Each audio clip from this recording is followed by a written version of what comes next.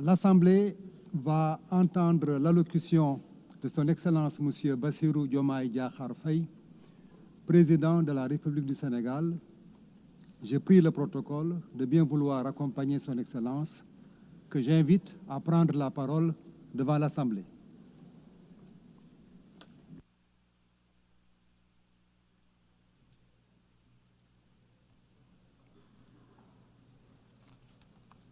Madame la Présidente de l'Assemblée générale, chers collègues, Monsieur le Secrétaire général, Mesdames, Messieurs, distingués délégués,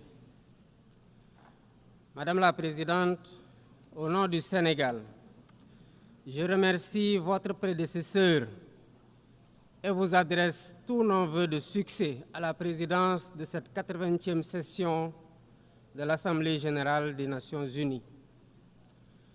Je renouvelle au secrétaire général, M. Antonio Guterres, notre soutien constant dans l'exercice de sa haute charge au service des États membres. Nous nous réunissons aujourd'hui en ces lieux symboliques du dialogue universel, comme porteurs du poids de l'histoire et de l'urgence du présent.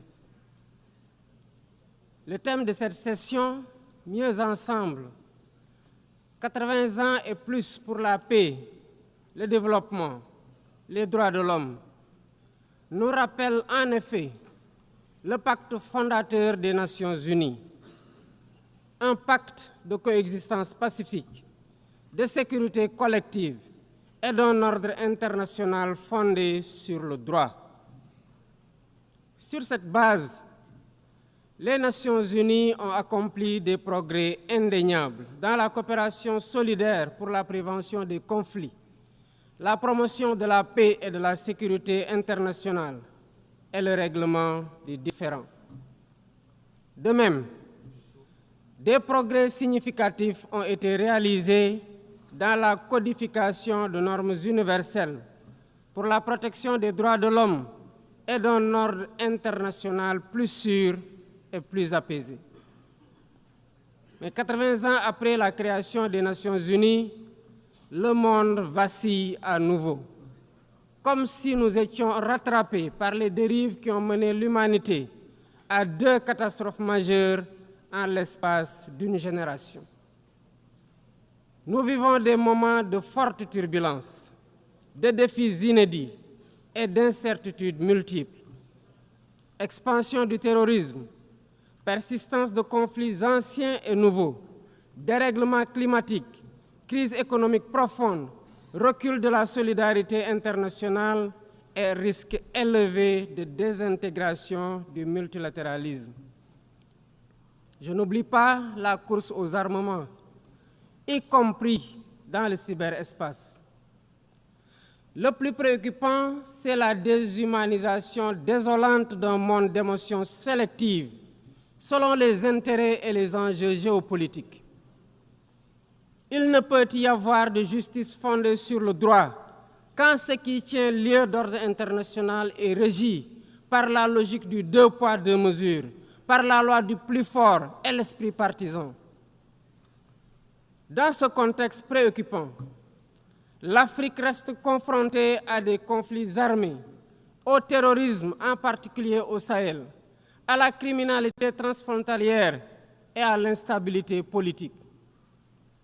Face à tant de défis, notre approche devrait être intégrée, combinant prévention, résilience et réponse ciblée. La paix et la sécurité ont un prix. Donnons-nous les moyens de l'assumer par un financement prévisible et pérenne des opérations de soutien à la paix en Afrique, avec des équipements adéquats et des mandats et règles d'engagement robustes. C'est la seule façon de faire face au fléau du terrorisme et de rétablir un minimum de sécurité et de stabilité dans les zones affectées. Je renouvelle ici la solidarité du Sénégal envers les pays frères engagés au quotidien dans la lutte contre le terrorisme. Au Moyen-Orient, le peuple palestinien continue de vivre la pire des calamités, que les mots ne peuvent plus exprimer. Sous le fracas quotidien des bombes, toutes les limites ont été dépassées. Nous ne pouvons ni nous taire, ni détourner notre regard, car Gaza ne vit plus. Gaza, terre de larmes, de sang et de sueur, est devenue un enfer pour des millions d'âmes de tous âges, piégées dans une prison à ciel ouvert. Hommes, femmes et enfants agonisent tous les jours, privés de nourriture, d'eau et de soins de santé. Le Sénégal réitère sa ferme condamnation de cette tragédie que rien ne saurait justifier.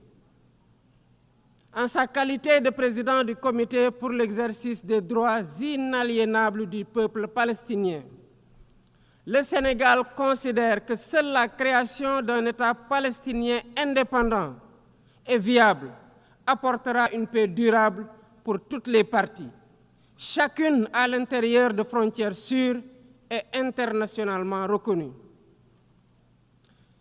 Mesdames, Messieurs, il y a 80 ans, les pères fondateurs s'engageaient, à travers la création de l'ONU, à préserver les générations futures du fléau de la guerre, qui par 2 fois, en l'espace d'un quart de siècle, avait causé des millions de morts et d'indicibles souffrances. Au nom du Sénégal, je rends hommage aux pionniers et à tous ceux qui ont incarné les valeurs universelles de l'organisation, parfois au péril de leur vie. Dans ce monde en crise, les principes et les actes doivent rester les mêmes. La paix plutôt que les conflits, la justice plutôt que l'indifférence, le partenariat plutôt que les rapports de force. Mais cela n'est possible que par un multilatéralisme fort et revitalisé, pour en faire un cadre unique d'action, pour la paix, la stabilité, par le dialogue, la concertation et la résolution pacifique des différends. La survie du multilatéralisme exige qu'il retrouve ses principes fondamentaux, la responsabilité partagée et une solidarité active, le respect du droit international et une justice universelle conformément au statut de la Cour internationale de justice et de la Cour pénale internationale.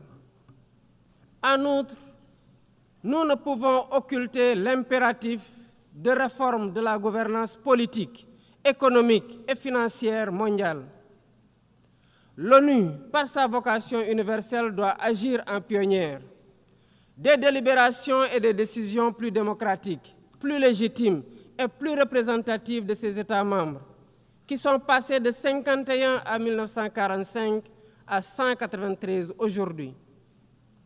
Je renouvelle le soutien du Sénégal au consensus des Oulouini pour une représentation plus juste et plus équitable de l'Afrique au Conseil de sécurité. Il est temps d'instaurer une gouvernance économique et financière mondiale plus juste et plus inclusive pour répondre aux besoins de financement du développement durable.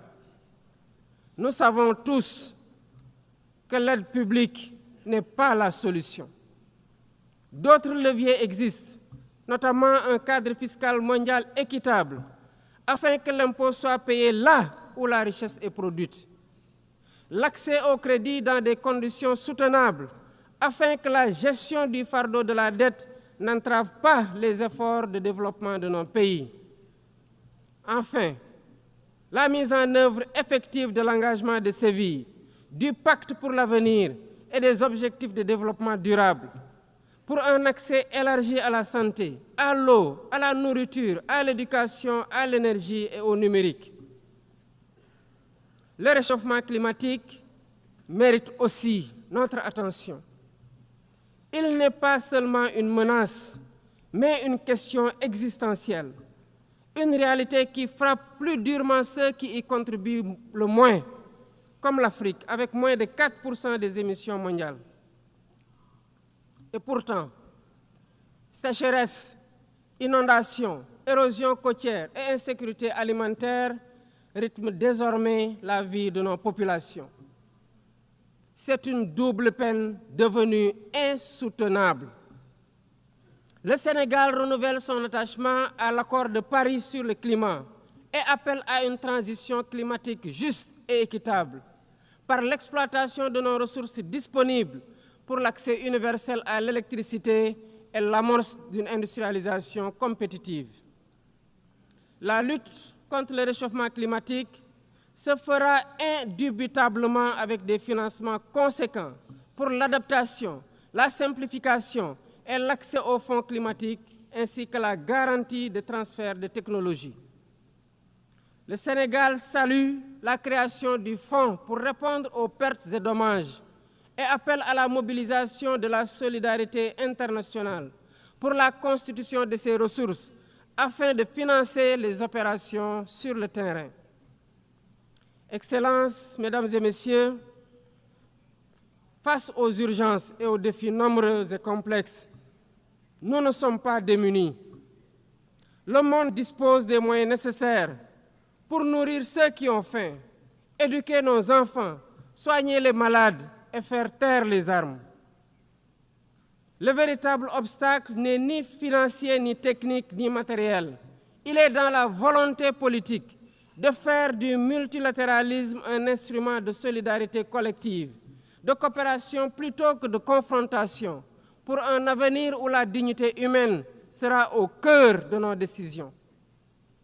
Alors, faisons de ce 80e anniversaire des Nations Unies, non pas le constat d'un ordre épuisé, mais le point de départ d'un nouvel espoir, celui d'une organisation rénovée et plus efficace, au service des peuples qu'elle incarne.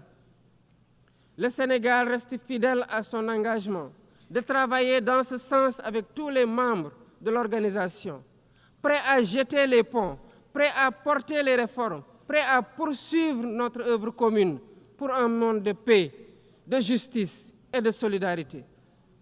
Je souhaite plein succès aux travaux de la 80e session de l'Assemblée générale et vous remercie de votre aimable attention. Au nom de l'Assemblée générale, je tiens à remercier le président de la République du Sénégal. L'Assemblée